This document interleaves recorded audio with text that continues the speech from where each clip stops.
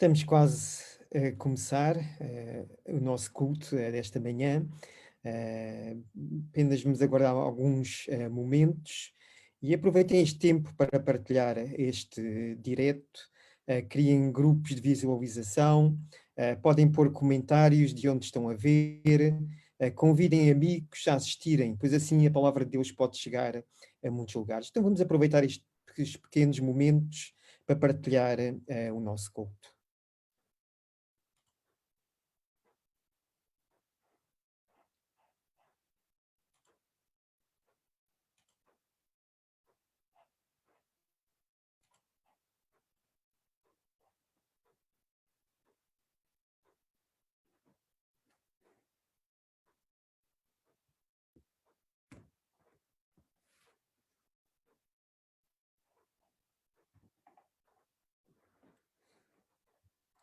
Então, mais uma vez, bom dia. Vamos iniciar mais um culto online da Segunda Igreja Batista do Barreiro.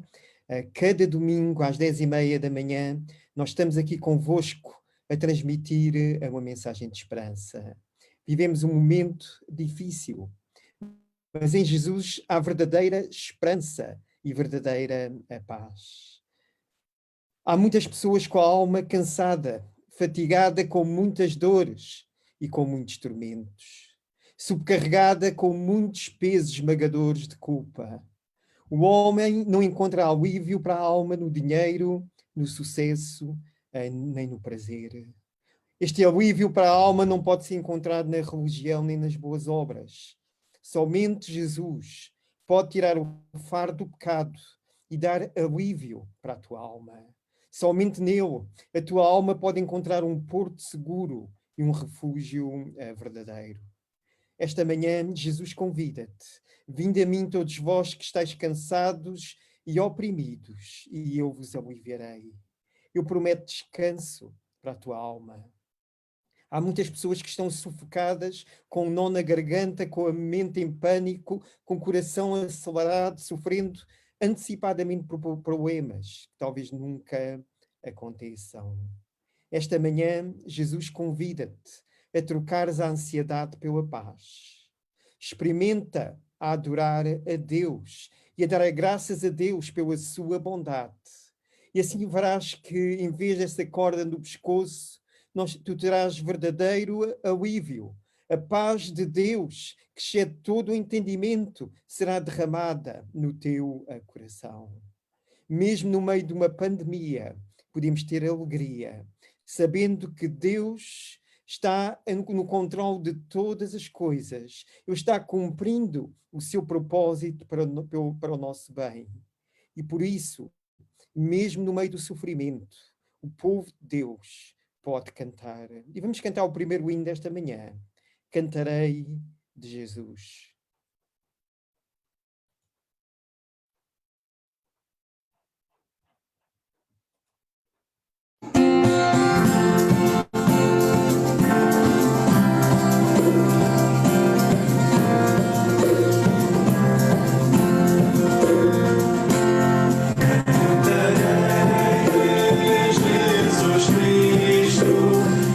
Sofreu, beleza.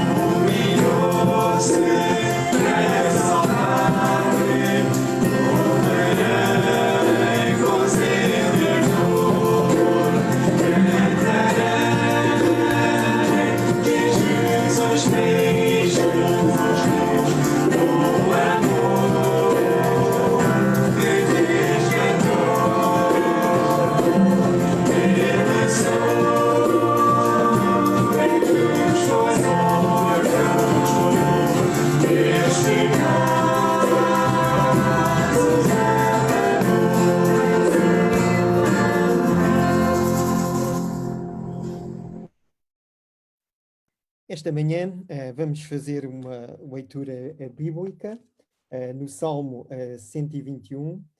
Então vamos ler este Salmo 121, que diz assim: Elevo os olhos para os montes, de onde me virá o socorro? O meu socorro vem do Senhor, que fez o céu e a terra. Ele não permitirá que os teus pés vacilem. Não dormitará aquele que te guarda. É certo que não dormita, nem dorme o guarda de Israel. O Senhor é quem te guarda. O Senhor é a tua sombra à tua direita. De dia não te mostrará o sol, nem de noite a lua. O Senhor te guardará de todo o mal. Guardará a tua alma. O Senhor guardará a tua saída e a tua entrada, desde agora e para sempre. Este Salmo 121 ele é chamado um dos cânticos dos degraus. O povo de Israel, quando ia a Jerusalém para celebrar as festas, ao aproximarem-se da cidade, havia montanhas que eles tinham que atravessar e estavam cheias de ladrões. E perante os perigos que os iriam enfrentar, eles entoavam este cântico. Eles tinham a certeza que Deus não os iria abandonar. Deus não desampara aqueles que são seus filhos, por maior que seja o sofrimento a que estejamos a enfrentar. Em Deus nós temos um refúgio seguro. Ele não dorme, como diz o Salmo. Ele guarda aqueles que são seus. Ele continua em cada dia conosco. Ele caminha ao nosso lado, mesmo no meio dos mais ardentes desertos ou das revoltas tempestades. Vamos esta manhã orar e vamos elevar as nossas vozes a este grande Deus. Te agradecemos, ó Deus, pela tua soberania, Pai. Obrigado porque tu controlas cada situação que está à nossa volta. Obrigado porque em momento algum tu nunca abandonas aqueles que são teus, Pai. Obrigado porque tu nos guardas e por isso nós podemos fazer de ti o nosso refúgio no meio dos momentos difíceis. Esta manhã pedimos que tudo possa ser feito através deste culto, possa ser para a tua honra e para a tua glória, Pai. Que possas falar a cada coração, cada pessoa que nos está a escutar, que possa não ouvir a voz de um homem, mas a tua voz, uma mensagem vinda de ti, que possa confortar a cada coração, Pai. Cuida de cada lar que nos está a ouvir, Pai, e fala esta manhã aos nossos corações. Pedimos isto em nome de Jesus. Amém. O próximo hino que vamos cantar fala realmente desta certeza que Deus cuida de nós. Não importa os problemas que nós estejamos a atravessar, por maiores que sejam as dificuldades que estão presentes na tua vida, tu podes ter uma certeza esta manhã. Deus quer cuidar de ti. Vamos então cantar este hino. Deus cuidará de ti.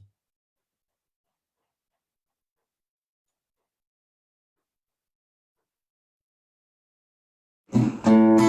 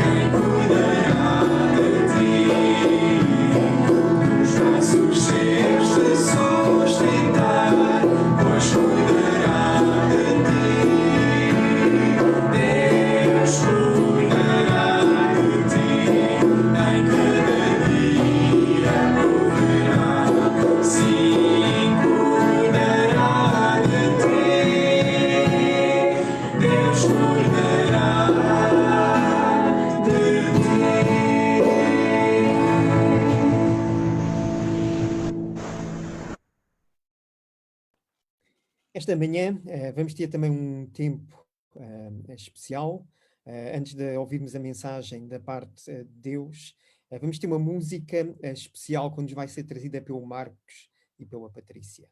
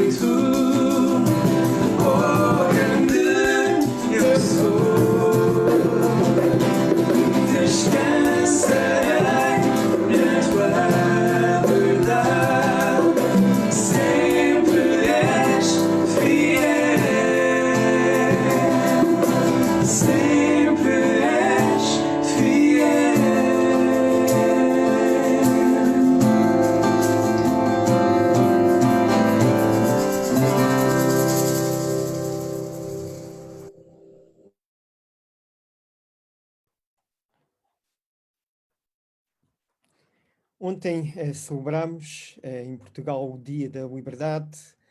No dia 25 de abril de 1974 ocorreu aquilo que ficou conhecida pela Revolução dos Escravos. Mas há uma liberdade muito maior do que aquela que foi alcançada naquele dia 25 de abril. A liberdade que podemos alcançar em Cristo. E é essa liberdade que eu quero vos falar esta manhã. O livro de Romanos é considerada a epístola pelos teólogos como a cordilheira dos Himalaias, atingindo as alturas mais exaltadas da verdade revelada de Deus. Capítulo 8 é visto como o pico do Everest, o ponto culminante de toda a verdade bíblica.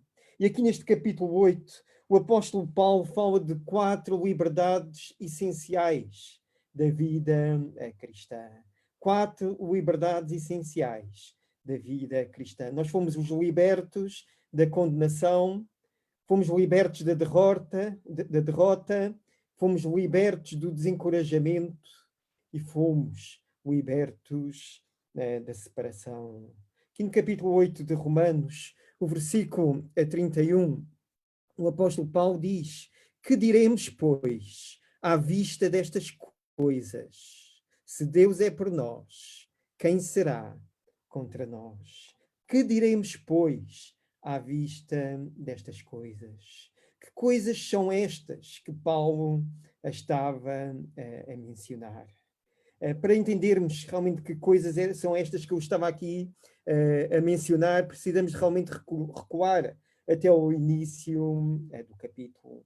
E a primeira coisa que queria destacar neste capítulo 8 de Romanos, e vamos lendo alguns versículos à medida que vamos avançando na mensagem desta manhã, a primeira coisa que eu quero destacar é que fomos livres da condenação. Livres da condenação. Os primeiros 4 versículos de Romanos, capítulo 8, diz assim: agora, pois, já nenhuma condenação há para os que estão em Cristo Jesus. Porque a lei do Espírito da vida, em Cristo Jesus, te livrou da lei do pecado e da morte. Porquanto o que for impossível à lei, no que estava enferma pela carne. E isso fez Deus enviando o seu próprio Filho, em semelhança de carne pecaminosa e no tocante ao pecado. E com efeito, condenou Deus na carne o pecado, a fim de que o preceito da lei se cumprisse em nós, que não andamos segundo a carne, mas segundo o Espírito. Portanto, nenhuma condenação há para os que estão em Cristo Jesus.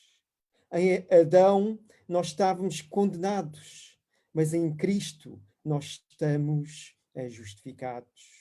O pecado entrou no mundo através de um homem, Adão. Romanos 5,12 diz que assim depois, como por um só homem, entrou o pecado no mundo e pelo pecado a morte, assim a morte passou a todos os homens, porque todos pecaram. Adão pecou e com ele toda a raça humana. Todos pecamos e estávamos separados da glória de Deus. O pecado penetrou nas nossas veias, assumiu o trono da nossa vida e lançou-nos num estado de rebelião contra Deus. Tornámos-nos inimigos de Deus. Todos nós estávamos condenados, visto que o salário do pecado, a recompensa do pecado é a morte. Mas Cristo levou sobre si a nossa culpa. Ele suportou no seu corpo o nosso castigo. Ele bebeu sozinho o cálice da ira de Deus que nós deveríamos beber. Ele satisfez as exigências da lei no nosso lugar e justificou-nos. Fomos declarados justos diante do trono de Deus. Por isso, estamos livres de toda a condenação. Ele pagou a nossa dívida. Ele nos absolveu da nossa culpa. Ele nos justificou. Agora nenhuma condenação há para os que estão em Cristo Jesus. Versículo 2 diz: porque a lei do Espírito da vida em Cristo Jesus te livrou da lei, do pecado e da morte. A lei condena, mas Cristo nos justifica. Nós não podíamos ser salvos pela lei de Moisés. Pela lei vem o conhecimento do pecado. O propósito da lei era mostrar o nosso pecado. A lei é boa, santa, pura, mas nós somos pecadores.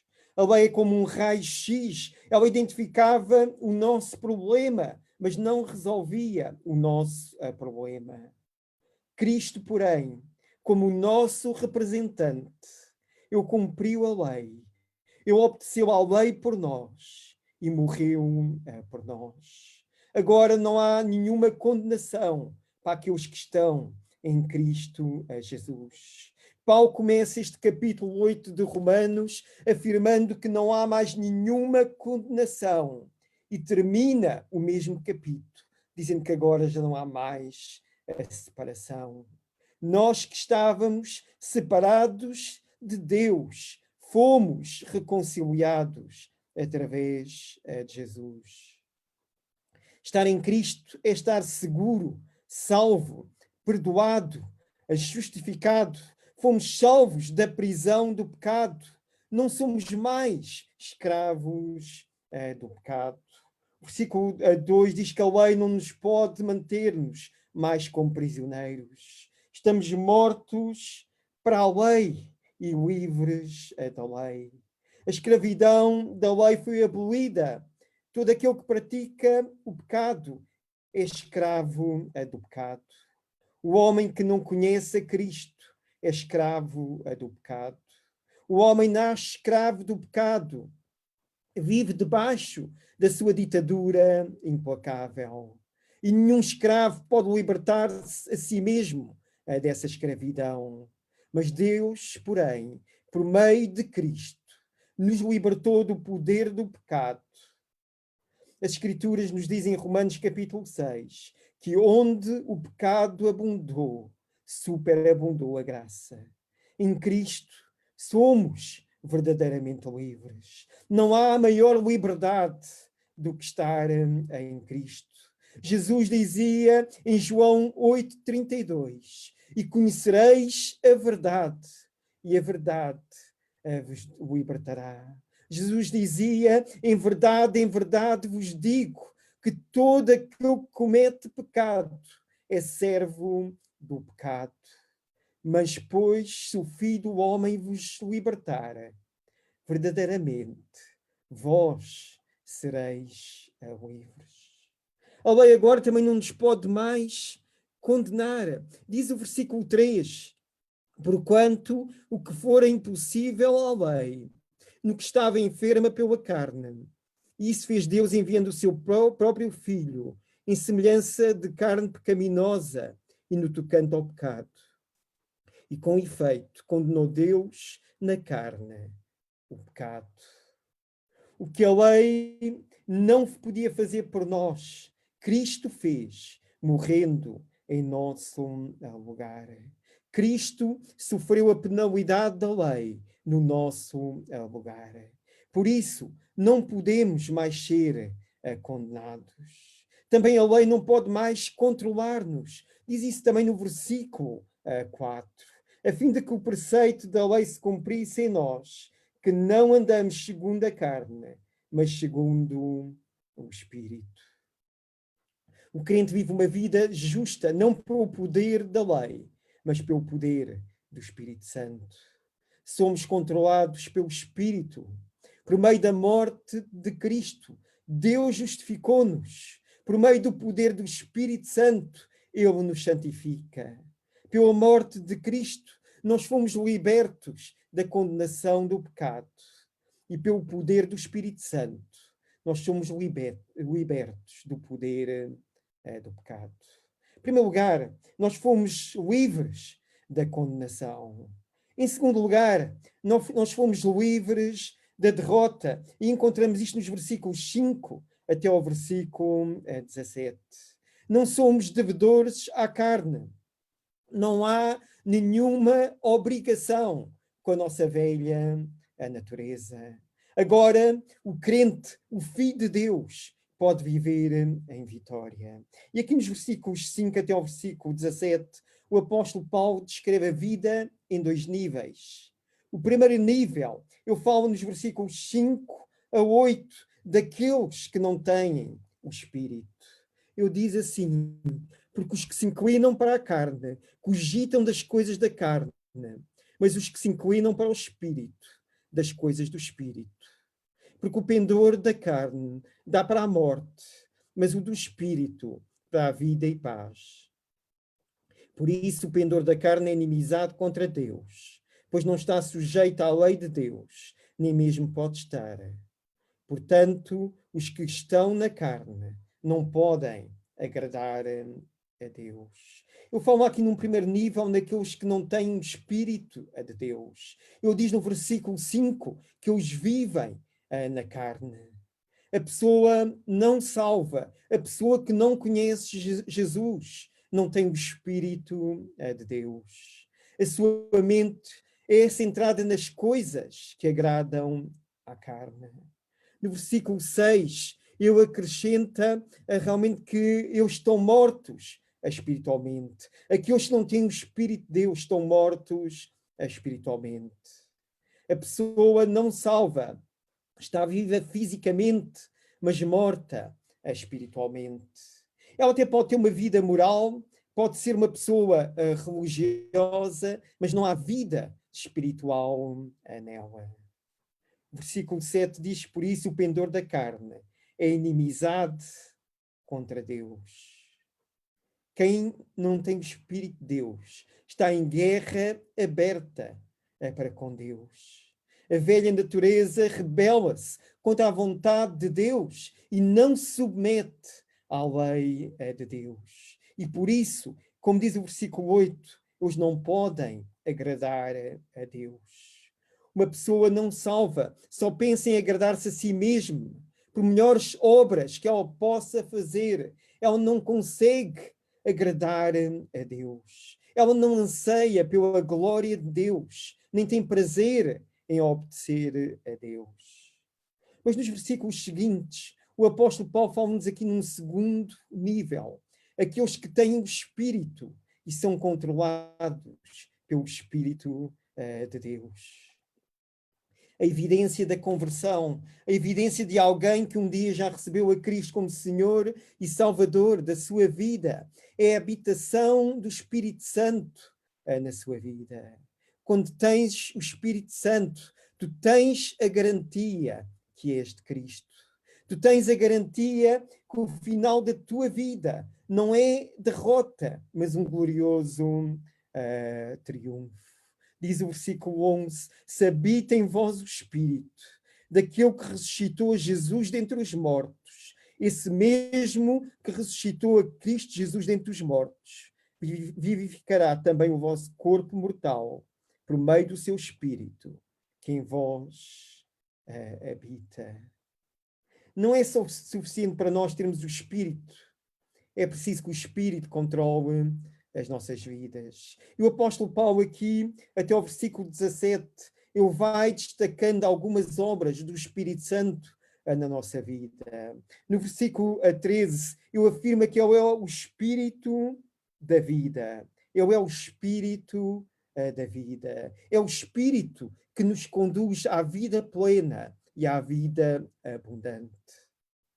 O versículo 14 diz, pois todos os que são guiados pelo Espírito de Deus são filhos de Deus. Ele é o Espírito da adoção. Nós não somos escravos, sem liberdade e sem direitos.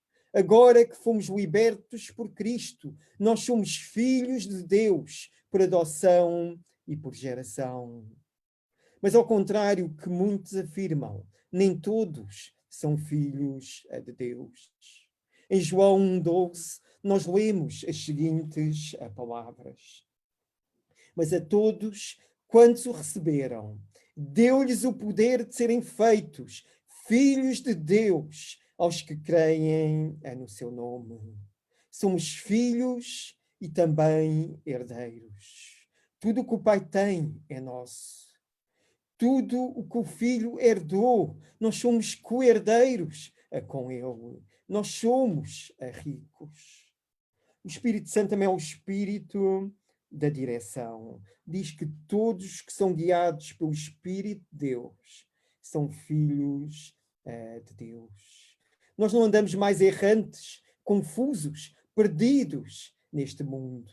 O Espírito guia-nos. só os que são guiados pelo Espírito de Deus são filhos de Deus.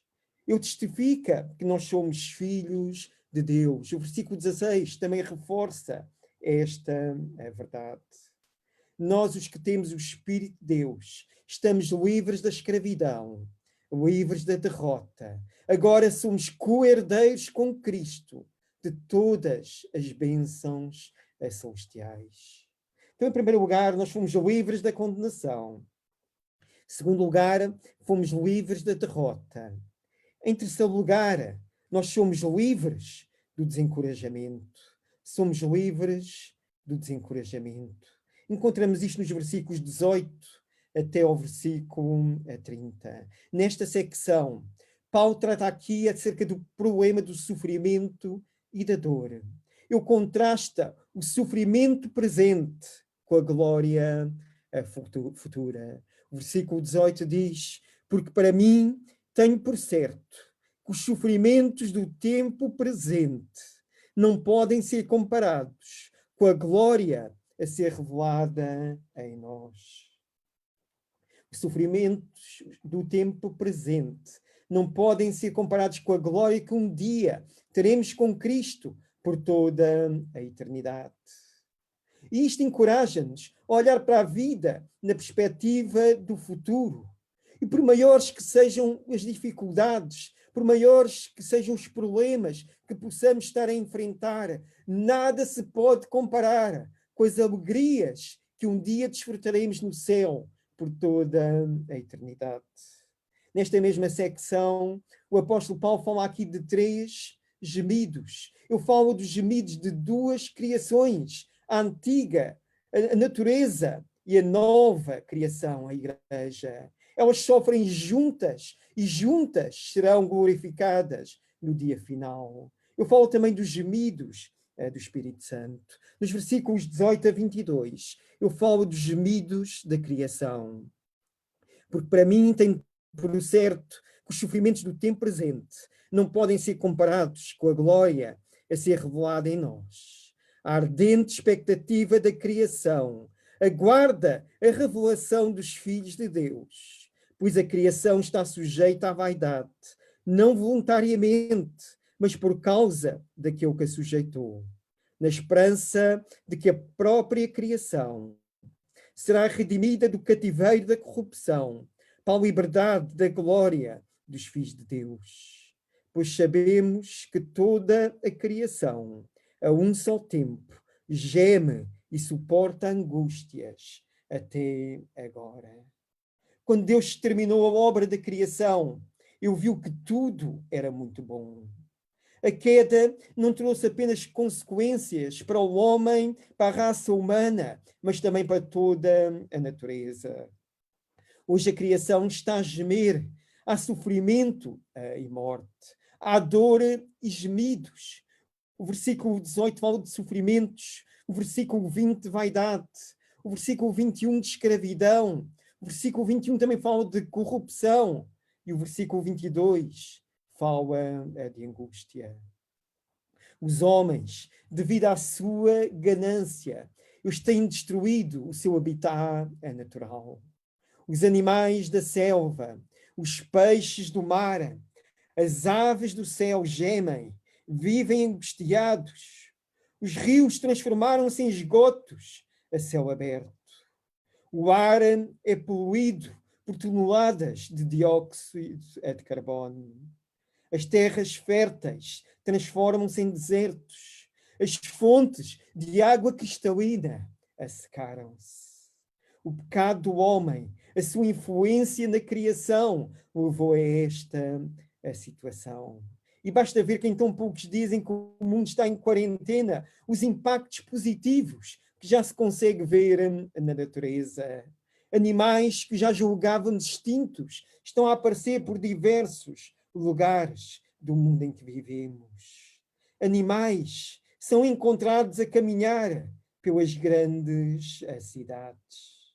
Mas este gemido da criação não é o gemido de alguém que está a morrer, mas é como o gemido de uma mulher que sofre as dores de parto. Depois do gemido da dor, vem a alegria. O versículo 19 diz: a ardente expectativa da criação aguarda a revelação dos filhos de Deus. A criação foi amaldiçoada por causa do pecado do homem, mas será restaurada com a glorificação dos filhos de Deus.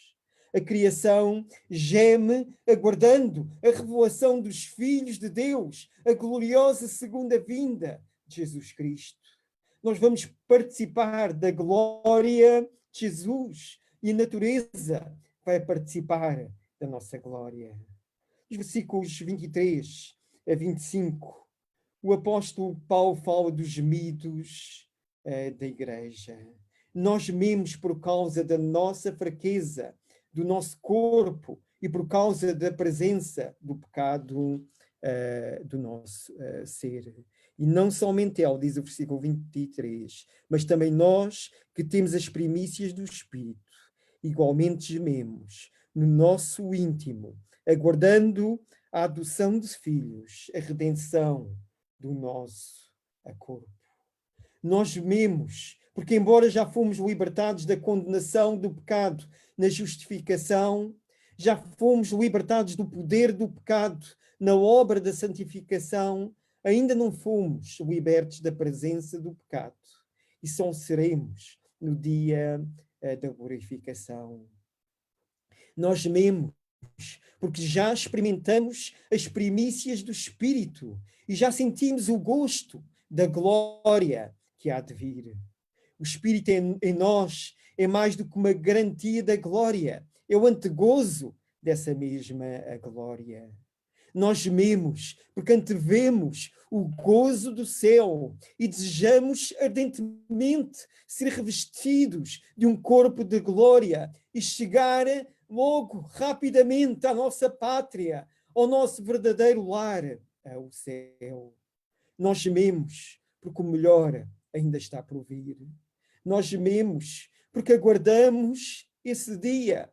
Não existe expectativa bíblica para os cristãos esperarem realização completa nesta vida. A nossa experiência presente de salvação em Cristo, embora seja autêntica, é ainda completa. Continuamos vivendo em corpos sujeitos ao pecado e à deterioração. Mantemos ainda a nossa natureza pecaminosa pelo nascimento natural. Costumo sempre dizer que o céu deixa um tipo de saudade de um lar que nunca visitamos, mas desejamos chegar lá.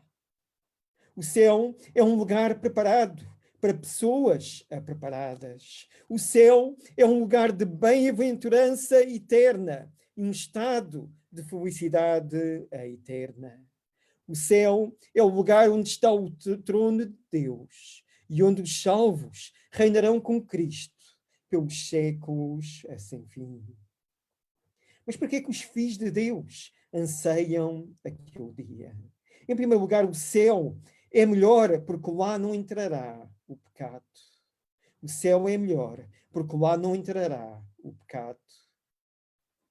O pecado que entrou no mundo trazendo a morte não terá lugar mais no céu. Nada contaminado entrará na cidade santa. O pecado que tenazmente nos assedia agora não vai desfilar mais no paraíso. Se fomos libertos da condenação do pecado na justificação, se estamos sendo libertos do poder do pecado na santificação, seremos libertos da presença do pecado no dia da glorificação. Em segundo lugar, o céu é melhor, porque lá não haverá mais despedida. O céu é melhor, porque lá não haverá mais despedida. A vida neste mundo é marcada por encontros e desencontros, alegrias e tristezas. Aqui celebramos o nascimento e choramos pela morte. Aqui vemos os nossos amigos e familiares sendo ceifados, deixando no nosso coração uma dor avassaladora. Aqui choramos à beira da sepultura, Aqui temos o coração rasgado pela saudade. Porém, no céu não haverá mais despedida, não haverá mais adeus. Estaremos para sempre juntos, sem mágoas, sem conflitos, nem separações. A nossa comunhão será perfeita. Seremos uma só família, um só povo, uma só igreja. Em terceiro lugar, o céu é melhor, porque Deus lá vai enxugar dos nossos olhos toda a lágrima. Deus vai enxugar dos nossos olhos toda a lágrima. A vida aqui é marcada pela dor e pelo sofrimento. O pecado trouxe o sofrimento ao mundo. Choramos a dor das perdas, a dor da enfermidade e a dor do luto. Aqui choramos pelas nossas fraquezas e pelos nossos pecados. Choramos porque os homens escarnecem e zombam de Deus. Choramos porque o mundo jaz no maligno. Porém, no céu, Deus vai enxugar dos nossos olhos toda a lágrima. Toda a dor que nos assola no nosso peito vai ser banida para sempre. O céu é um lugar de gozo e de paz, alegria e celebração. Em quarto lugar, o céu é melhor, porque lá veremos Jesus face a face. No céu entraremos para a festa das bodas do Cordeiro. Esta festa será no melhor lugar, com as melhores companhias, com a melhor música, com as melhores roupas e com as melhores iguarias. Esta festa nunca mais irá acabar.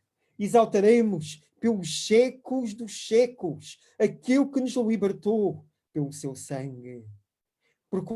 Proclamaremos para sempre a sua graça. Ergueremos a nossa voz para dizer que o nosso Deus é digno de receber a honra, a glória e o poder. Lá veremos Jesus em toda a sua glória e esplendor. Contemplaremos a sua face, prostrar-nos-emos a seus pés e depositaremos dentro dele as coroas que obtivemos. E diante disto, faço-te uma pergunta urgente, importante, esta manhã. Será que já és um cidadão do céu? Estás caminhando para o céu? Anseias pelas coisas do céu? Lembra-te, Jesus é a porta. Jesus é o único caminho que conduz ao céu. Esta manhã, rende-te a Ele, agora mesmo. Arrepende-te dos teus pecados e crê no Filho de Deus. Então, farás parte conosco deste bendito povo que vai morar no céu. Em terceiro lugar, o apóstolo Paulo fala nos versículos 26 a 28 dos gemidos do Espírito Santo. Nós somos fracos emocionalmente e moralmente, espiritualmente e fisicamente. Ao contrário do que muitas religiões proclamam, como se nós pudéssemos obter qualquer tipo de divindade dentro de nós, nós somos pessoas fracas. Mas Deus importa-se connosco. Ele não despreza-te por causa das tuas fraquezas, mas diz o texto que o Espírito Santo intercede por ti. Ele te assiste nas tuas fraquezas. O versículo 26 diz, também o Espírito semelhantemente nos assiste em nossa fraqueza, porque não sabemos orar como convém, mas o mesmo Espírito intercede por nós, sobremaneira, com gemidos inexprimíveis. O Espírito Santo intercede por ti intensamente. A sobremaneira é uma expressão de intensidade. Diz também o versículo 26, com gemidos inexprimíveis, com agonia. E também eficazmente, como diz o versículo 27. Ele intercede segundo a vontade de Deus. O versículo 28. Por causa da obra do Espírito Santo, da sua intercessão por nós. Diz o versículo 28. Sabemos que todas as coisas cooperam para o bem daqueles que amam a Deus, daqueles que são chamados segundo o seu propósito. O o Espírito Santo trabalha nas nossas vidas. Ele coopera juntamente conosco para que tudo aquilo que vem às nossas vidas seja para o nosso bem. O Filho de Deus não fica desencorajado nas lutas, porque ele sabe que Deus está a trabalhar as circunstâncias da vida para o seu bem. Todas as coisas cooperam para o bem daqueles que amam a Deus. A história não está à deriva, mas nas mãos do nosso Deus poderoso. Ela caminha para um final glorioso. Deus trabalha por nós em todas as circunstâncias da vida. E Ele trabalha para o bem daqueles que o amam, sejam circunstâncias que aos nossos olhos possam parecer boas ou más. Mesmo no meio de uma pandemia, Deus está a trabalhar para o nosso bem.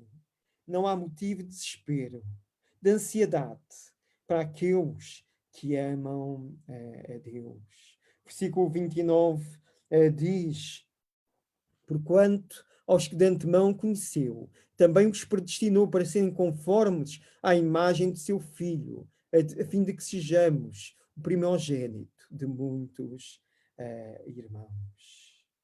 Deus tem um plano eterno e perfeito para as nossas vidas. E este plano envolve duas coisas: o nosso bem e a sua glória. Então não ficamos desencorajados no meio dos problemas e das lutas, porque sabemos que o plano de Deus é vitorioso. Ele não vai sair frustrado. O versículo 30 acrescenta: e aos que predestinou, a esses também chamou. E aos que chamou, a esses também justificou. E aos que justificou, a esses também glorificou. O fim do nosso caminho não é um sepulcro gelado, mas as alegrias do céu. E ali as nossas lágrimas serão enxugadas. Não haverá mais pranto, nem luto, nem dor. Livres da condenação. Em segundo lugar, livres da derrota. Em terceiro lugar, livres do desencorajamento. E em último lugar, livres da separação. A ênfase nesta última secção do capítulo é a segurança do crente. Não precisamos temer o passado, porque já somos justificados e nenhuma condenação há para os que estão em Cristo Jesus. Não temos que temer o presente, porque Deus está no controle da nossa vida, dirigindo todas as coisas para o nosso bem. Mas também não precisamos temer o futuro, porque nada nem ninguém nos pode separar do amor de Deus. O medo não deve apoderar-se dos filhos de Deus. Se Deus é por nós, como diz o versículo 31, quem será contra nós? As dificuldades podem vir às nossas vidas, os problemas podem surgir, mas nada nos pode parar. Paulo conclui este capítulo magistral, fazendo 5 perguntas. Versículo 31. Que diremos, pois, à vista destas coisas? Se Deus é por nós, quem será contra nós? O apóstolo Paulo responde à sua primeira pergunta com 5 questões para as quais não há resposta. São perguntas retóricas. Ele lança essas perguntas num espaço, num espírito de tremenda ousadia, desafiando qualquer pessoa, o mundo inteiro, no céu, na terra, no inferno, a respondê-las e a negar a verdade que elas contêm. Se Deus é por nós, quem será contra nós? Deus é por nós como nosso protetor. Ele é por nós como nosso provedor e como nosso justificador. O Pai é por nós e provou isso dando-nos o Filho e trabalha todas as coisas para o nosso bem. O Filho é por nós na sua morte, ressurreição, ascensão e intercessão. O Espírito é por nós, pois ele intercede por nós com gemidos inexprimíveis. Se Paulo tivesse simplesmente perguntado quem será contra nós, havia uma enxurrada de respostas que poderíamos dar. Temos, na verdade, um exército de inimigos temíveis, voltados contra nós. O que dizer, por exemplo, da lista de dificuldades que estão mencionadas no versículo 35. Fala aqui de tribulação, angústia, perseguição, fome, nudez, perigo, a espada. O mundo incrédulo odeia-nos e vive a perseguindo-nos. O pecado que habita em nós é um poderoso adversário. A morte continua sendo um inimigo. Derrotado é verdade, mas ainda não totalmente destruído. Para não mencionar também aquele que tem o poder da morte. Isto é o diabo que, junto com os principados e potestades das trevas, os anjos e demónios que são mencionados no versículo 38. Se a pergunta fosse simplesmente quem é contra nós, haveria inúmeras respostas. Mas a pergunta é: se Deus é por nós, quem será contra nós? Maior é aquele que está em nós do que aquele que está no mundo. Por isso o apóstolo Paulo poderia realmente exclamar como um grito de vitória no versículo 37. Mas em todas estas coisas, porém, somos mais que vencedores por meio daquele que nos amou. Somos mais que vencedores por meio daquele que nos amou. Deus é por nós. Ele conheceu-nos de antemão, predestinou-nos, chamou-nos, justificou-nos, glorificou-nos. Sendo assim, quem pode prevalecer contra nós? Para esta questão não existe qualquer resposta. Mesmo que todos os poderes do inferno se juntem contra nós, eles não podem prevalecer, porque Deus está do nosso lado. Se o Rei do Universo é por nós, quem nos poderá resistir? Mesmo que todas as forças do inferno se levantassem contra nós, elas não nos poderiam vencer. O apóstolo Paulo lança uma segunda pergunta no versículo 32. Aquele que não poupou o seu próprio filho, antes por nós o entregou, porventura não nos dará graciosamente com ele todas as coisas? A forma como Paulo elabora a sua pergunta não deixa margem para dúvidas. Ele aponta para a cruz. O Deus em questão acerca que se está indagando, se ele não nos dará todas as coisas ou não, é o Deus que já nos deu aquilo que mais precioso tinha, o seu próprio filho. Ele não propôs o seu próprio filho. Ele o entregou por todos nós. O argumento de Paulo vai do maior para o menor. Isto é, uma vez que Deus já nos deu aquilo que era de mais sublime, a mais valiosa de todas as dádivas, o seu próprio Filho, como não nos daria também de graça todas as coisas? Ao dar o seu Filho, ele deu tudo. A cruz é a garantia da contínua, infalível generosidade do nosso Deus. O argumento aqui é que quando nós éramos pecadores, inimigos de Deus, Deus nos deu o seu Filho. Agora, como filhos de Deus, porventura eu iria nos abandonar? A cruz realmente é a demonstração mais eloquente do amor de Deus. Deus ama-te. Ele comprou-te não com ouro, nem com prata, mas com o sangue do seu Filho. Este foi o preço da tua reconciliação com Deus. Que ainda estás tu à espera. Volta para Deus esta manhã. Ele já provou o seu amor por ti, dando o seu Filho para morrer em teu lugar.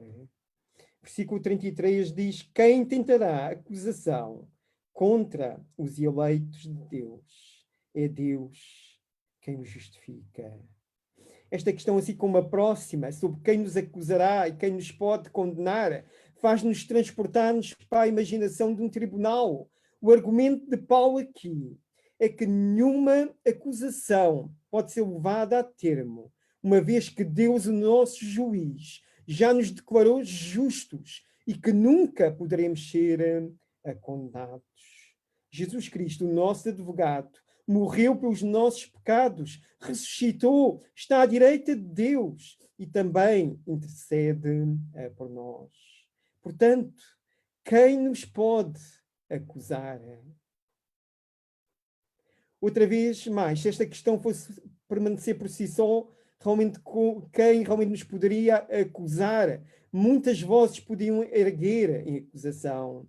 A própria consciência que nós temos nos acusa. O diabo não cessa de impor acusações contra nós, mas nenhuma das suas acusações pode subsistir. Todas as acusações caem por terra. Nenhuma acusação pode ser levada em conta se Jesus Cristo, o nosso advogado, nos defende e se Deus, o nosso juiz, já nos declarou justificados. É impossível amaldiçoar, quanto mais condenar aqueles a quem Deus decidiu abençoar. Versículo 34 diz: quem os condenará? É Cristo Jesus quem morreu, ou antes quem ressuscitou, o qual está assentado à direita de Deus e também intercede por nós. Às vezes o nosso coração pode nos acusar. O mesmo podem fazer os nossos críticos e inimigos. Os demónios do inferno podem nos acusar. Mas a acusação não tem sentido por causa daquilo que Jesus fez por nós. E Paulo menciona aqui 4 coisas que Jesus fez. Ele morreu, ele ressuscitou, ele está sentado à direita de Deus e intercede por nós. Agora, nenhuma condenação há para aqueles que estão em Cristo Jesus. Ninguém nos poderá condenar, pois fomos declarados justos aos olhos de Deus. A última questão que é mencionada está no versículo 35. Quem nos separará do amor de Cristo? Aqui no capítulo 8 fomos escalando uma enorme escada e esta última questão é o degrau mais alto.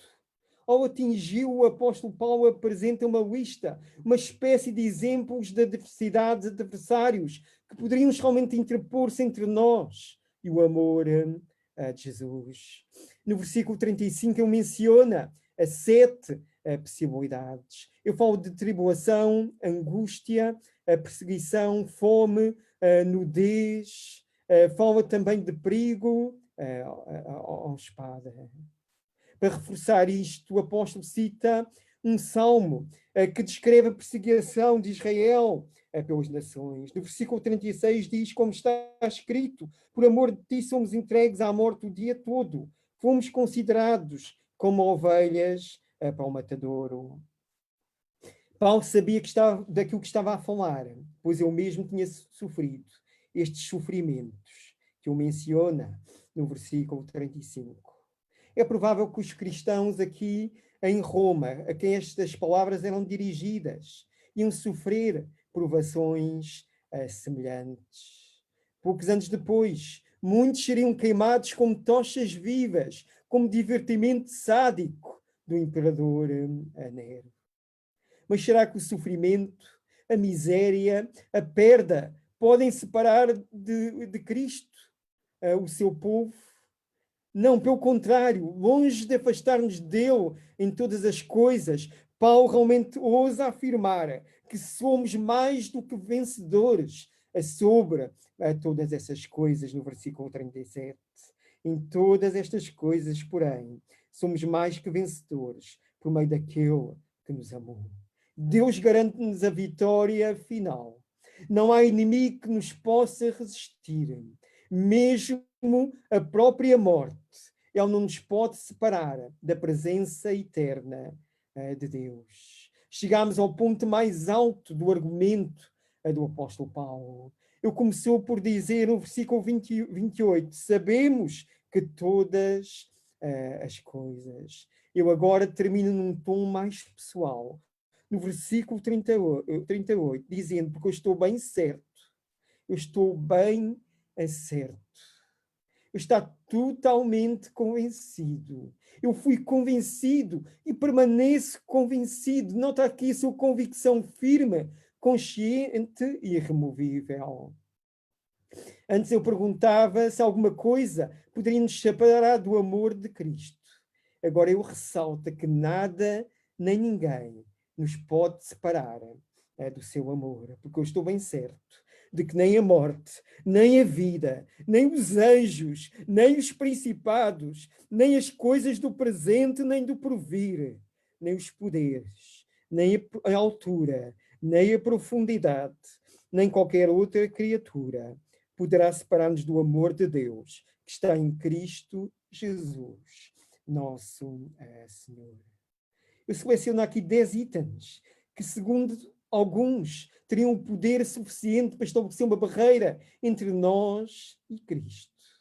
Mas a convicção firme e inabalável de Paulo é que nem a crise da morte, nem as desgraças da vida, nem os poderes sobre-humanos, sejam bons ou maus, nem o presente ou o futuro, nem o espaço, nem a altura, nem a profundidade, nada nem ninguém nos pode separar do amor de Cristo. Eu concluo dizendo e acrescento nem qualquer outra criatura, como se eu quisesse certificar-se que a sua lista realmente podia não ser totalmente abrangente e não quer deixar nada de fora. Então eu afirmo nem qualquer outra coisa na criação. É possível que tenhamos que enfrentar agruras na vida. É possível que tenhamos que passar por vales escuros e trilhos estreitos. É possível que muitas das vezes vamos enfrentar a solidão, caminhando por desertos áridos. É possível que até a pobreza nos possa atingir. É possível que a fome nos possa alcançar. É possível que um dia as perseguições poderão chegar às nossas vidas. Mas em vez de derrota, nós somos mais do que vencedores por meio daquele que nos amou. Nem as crises, nem as pandemias, nem as agruras da morte, nem os problemas da vida, nem os poderes sobre-humanos, nem o tempo, nem o espaço, nem qualquer outra criatura nos pode separar do amor de Deus que está em Cristo Jesus. Vamos orar. Te agradecemos, ó Deus, porque nenhuma condenação há para aqueles que estão em Cristo. Obrigado pelo teu amor, revelado na cruz do Calvário, em Cristo Jesus.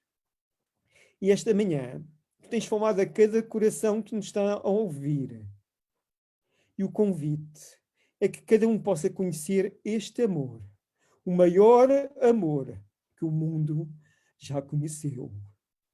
O amor de Jesus, morrendo ali naquela cruz, pelos pecados de toda a humanidade, pagando o preço que nós tínhamos de pagar pelo nosso pecado. Esta manhã onde tu estás, eu quero te convidar a olhar para a cruz de Jesus, a pedir perdão pelos teus pecados e a recebê-lo como Senhor e Salvador da tua vida. Obrigado, ó Pai, porque nada nem ninguém nos poderá separar deste amor que foi derramado nos nossos corações. Te agradecemos por isto, em nome de Jesus. Amém. Vamos cantar um último coro. E este coro tem a ver com o texto que nós abordamos hoje.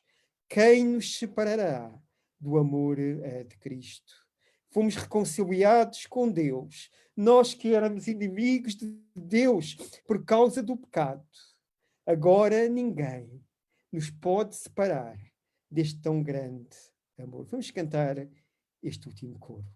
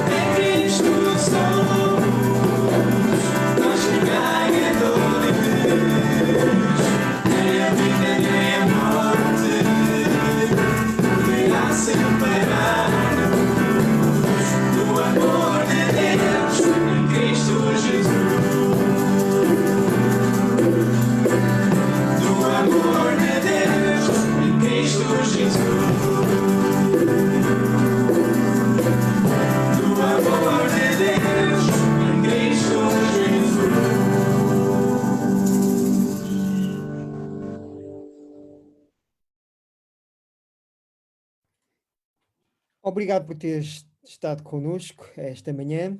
Qualquer pergunta que tenha a fazer, pode fazer por mensagem privada.